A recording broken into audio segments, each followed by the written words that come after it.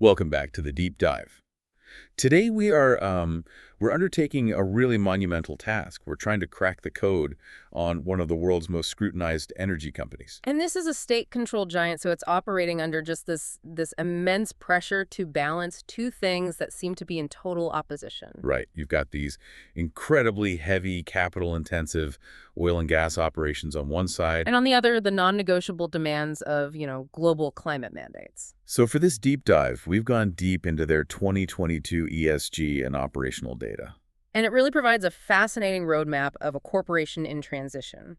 Our mission here is to take this incredibly dense material and synthesize how this giant is managing three competing priorities. Which they frame as their foundational pillars, right? Exactly. So you have financial success, which they call impactos económicos. Then there's rigorous safety management, or prevención y gestión de accidentes. And the big one, climate resilience? Resiliencia climática, yes. And you really can't focus on just one of those without the others collapsing. It's a true balancing act. So let's unpack this. We can use that classic ESG framework, starting with the really immediate challenges, the S for safety and operational risk. The force material gives some pretty pointed metrics. It does. What was the headline number for their registrable accident rate, the TAR? So the TAR for 2022, and that's measured per million man-hours, it came in at 0.68. Okay, 0.68. On the surface, that sounds like a win. It was below their internal alert limit of 0.7. It was. But here's the critical point you have to synthesize from the data. That number represented a 0.14 increase from the year before. So their safety performance actually went backward year over year. Precisely. They might have stayed under their own red line, but the trend is moving in the wrong direction. For sustained safety, you need that number going down, always. And when you attach a human cost to that slight regression, it's devastating. 5 fatalities in 2022. And this is where the data gets, frankly, quite alarming. All 5 of those tragic deaths involved contracted employees. All 5. 100%. Which forces you to ask a very difficult question. Is the safety oversight for contractors structurally weaker than it is for their own internal staff? It almost points to 2 different safety cultures operating under the same roof. It could. I mean, they're committed to 0 fatalities, which is the right goal. And they have this Human Factors Journey initiative, which focuses on active listening to improve processes. It sounds great. It is. But if that effort mainly targets your internal employees, you might be creating a blind spot where contractors are operating. It's a huge challenge for any major industrial player. Okay, but on the proactive side, they did have some success. The data shows a big reduction in process safety accidents. Yes. Things like major leaks, explosions, spills, the really catastrophic stuff. They've cut those by more than half over the last 5 years. That's a huge systemic improvement. It is. It shows that their approach to high-consequence failure is effective. But then you have to contrast that with environmental containment, specifically vazamentos, or leaks. And this is where the picture gets a bit muddier. I'd say it moves from mixed to genuinely problematic. Okay, let's talk about those 9 events involving oil leaks greater than a barrel. The total volume leaked in 2022 was 218.03 cubic meters. And that number it completely shattered their internal limits. Shattered them. It put them a staggering 81.7% above their internal alert limit of 120 cubic meters. This wasn't a near miss. It was a major environmental performance failure. Nearly double what they considered acceptable. So what was the technical root cause here for a company defined by its deep water and pipeline infrastructure? The cause is incredibly telling. Corrosion. Just corrosion. Corrosion of pipe or equipment. It accounted for 88.3% of the incidents. That's not just a random maintenance issue. No, absolutely not. For a capital-intensive giant, that percentage suggests a systemic failure in asset integrity management. It suggests either deferred maintenance or, underinvestment in the preventative work you need to keep old infrastructure safe. So on one hand, they have great programs for catastrophic risk, but on the other, they're kind of fighting a losing battle against the slow decay of their own hardware. Precisely. Now, to be fair, it's important to note that when a failure happened, their emergency response worked. Right. There was that one huge leak at the Jubarti field. Yes, 191 cubic meters, the vast majority of the annual total. And their rapid emergency response prevented that massive spill from ever hitting the coast. So they can contain the failure, even if they can't always prevent it. Okay, so that's asset failure. What about external risks? There's actually a huge success story here with pipeline security. A stunning one, especially when you compare it to the corrosion issue. They managed a 43% reduction in clandestine tapping, that's fuel theft from pipelines, in 2022. 43% in 1 year. And it's a 78% reduction compared to the peak in 2018. It shows their external security and intelligence is, frankly, world-class. It proves they can master complex risk when they prioritize it.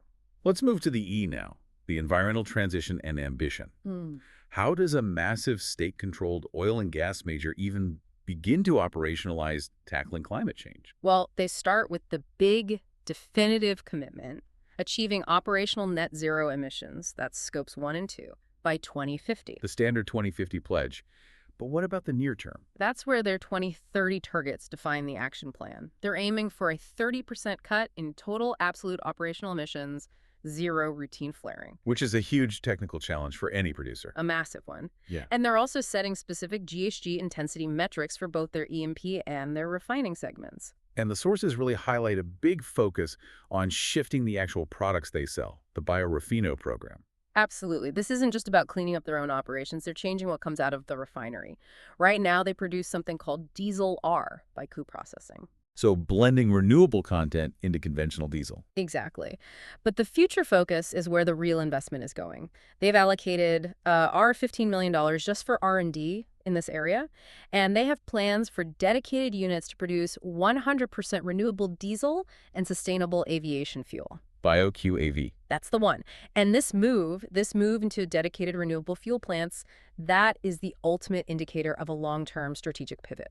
Beyond carbon, the sources also talk about progress on water and biodiversity. What are the operational gains there? Water management is a clear win. They cut freshwater withdrawal by over 20% in the last 3 years. That put them 19% below their max limit for 2022. And that's a direct cost saving, too. Of course. And on biodiversity, they put our $66.5 million into an environmental compensation fund, which helps 65 protected areas, and they've committed to monitoring more endangered species. We really can't discuss the E, though, without addressing the elephant in the room. The single most high-stakes controversial project they have, the Margin Equatorial. This is where everything comes to a head. The tension between energy security and environmental protection. It's a $15 billion investment over 5 years, 16 exploratory wells. It's their future revenue. But there was a huge roadblock. In May 2023, the environmental agency, IBAMA, denied a key license. They did. For the Morpho well in the Foz do Amazonas Basin, and this denial came after extensive groundwork. Yeah, the source material details 47 meetings, 3 public hearings. And direct interaction with indigenous and Quilombola communities. They did a massive amount of work to get that social license. And it still wasn't enough. It wasn't. And that regulatory denial signals a fundamental shift. It forces the company to not only prove they can operate safely, which, based on that corrosion data, is a legitimate concern, but also to win social acceptance in a very fragile ecosystem. That $15 billion investment is now hanging in the balance. Okay, let's pivot to the final piece, the G governance and the huge economic implications here. How does a company this enormous, with its history, govern itself? The structure is, as you'd expect, incredibly rigorous.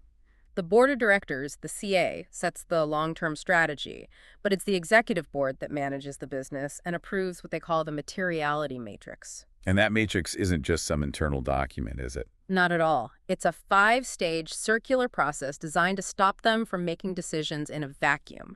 They go from context to mapping, significance, prioritization, and then, crucially, validation with both internal and external stakeholders. So it's designed to capture societal risks, not just internal ones. Exactly. And that's why topics like integrity in business and economic impacts are right there at the top. Speaking of integrity, the shadow of the Operation Lava Jato investigations is obviously very long.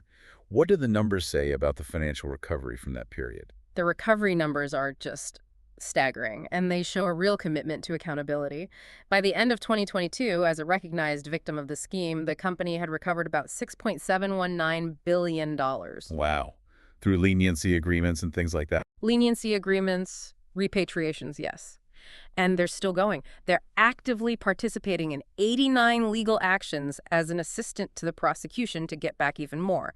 The chapter is not closed. And that commitment to transparency shows up elsewhere, too. It does. They adhere to the UN Global Compact's 100% transparency movement, and maybe the best proof is they ranked first for the second year in a row in the Federal Comptroller General's transparency ranking. That doesn't happen by accident. So how do you connect that high-level governance to the worker on a rig? Mhm. What's the mechanism that aligns everyone with these new sustainability goals? This might be the most critical structural change we found in the sources. It's all about compensation. You tie it to their You bonuses. tie it to everyone's bonus. Two of the four top metrics that influence all employee variable compensation are ESG related. One is IAG, which is about hitting greenhouse gas emission targets, And the other. is VAZO, which tracks the volume of leaked oil. So by linking IAG and VAZO to the bonus structure, they've basically monetized every single employee's personal interest in reducing emissions and preventing spills. That's it exactly. It's not just a memo from the board. It makes accountability a tangible financial reality for the entire organization. It embeds sustainability deeper than any compliance document ever could. Okay, finally, let's analyze the most significant economic pivot from this period. The big change to gasoline and diesel pricing strategy that was approved in 2023. Why was this so important? Well, historically, their pricing was very strictly tied to what's called the import parity price. Meaning they just matched the cheapest global barrel plus exchange rates. Right. And that led to extreme price volatility for people at the pump. It caused huge social and political instability. The new strategy completely changes that formula. So instead of just looking at the global price, they're looking inward. Precisely. The new strategy is about creating more stability. They now use two new references. First is the alternative cost of the customer, what the domestic market can actually bear. And second is the marginal value for Petrobras. Which is what it actually costs them to produce and refine that barrel. Exactly. So they're trying to optimize their own assets and maintain financial sustainability while also sheltering the consumer from those wild swings in the global market. Even if it means they might miss out on capturing the highest possible international price at any given moment. That is the entire point. It's a delicate balancing act between profitability for shareholders and a social mandate to stabilize the national economy.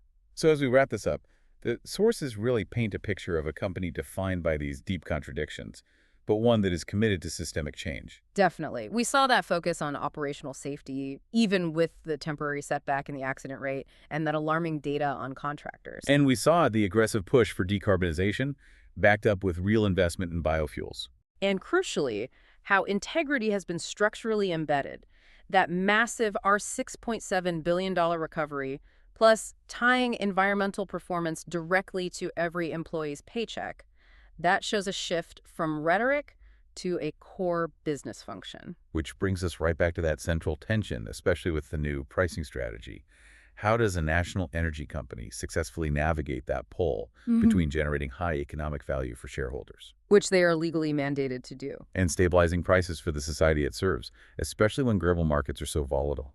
The new policy is designed to solve a technical market problem, but its ultimate success is going to be judged on its social impact.